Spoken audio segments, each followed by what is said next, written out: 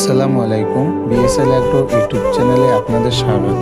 সোনালী মুরগি বর্তমানে বাংলাদেশে অত্যন্ত জনপ্রিয় একটি মুরগির জাত। ডিম ও মাংস উভয়ের জন্য এই জাতটি লাভজনক। এই ভিডিওতে আমরা জানব কিভাবে 100টি সোনালী মুরগি পালন করে ভালো লাভবান হওয়া যায়। সোনালী মুরগির পরিচিতি। সোনালী মুরগি হলো একটি সংকর জাত যা স্থানীয় ও বিদেশি জাতের সংমিশ্রণে তৈরি। এরা দ্রুত বৃদ্ধি পায় এবং রোগ প্রতিরোধ ক্ষমতা ভালো। খামারের জন্য বায়ু চলাচল উপযোগী এবং পরিষ্কার পরিচ্ছন্ন একটি স্থান বেছে নিন। 100 মুরগির জন্য 200 বর্গফুটের ঘর দরকার, অর্থাৎ প্রতি মুরগির জন্য 2 বর্গফুট। খামারের সঠিক তাপমাত্রা বজায় রাখার জন্য ছাদের তাপ ও প্রতিরোধ এবং দেয়ালে জানালা রাখুন। প্রথম 4 সপ্তাহে বাচ্চার জন্য ব্রয়লার স্টার্টার ফিড ব্যবহার করুন। এরপর ডিম পাড়ার জন্য লেয়ার ফিড এবং মাংসের জন্য ব্রয়লার ফিড দিন। প্রতিদিন একটি মুরগির 110 থেকে 120 গ্রাম খাবার খায়।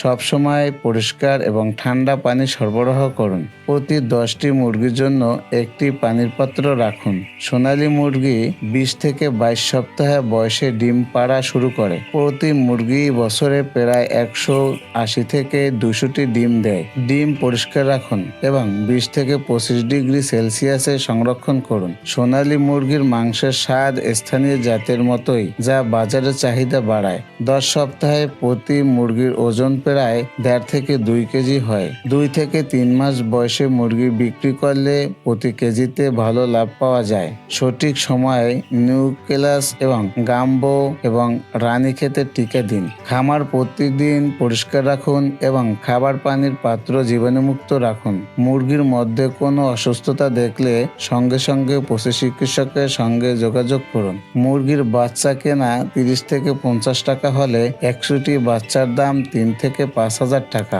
খাবার প্রতি মাসে 12 থেকে 15,000 টাকা। অন্যান্য খরচ প্রায় 2,000 টাকা।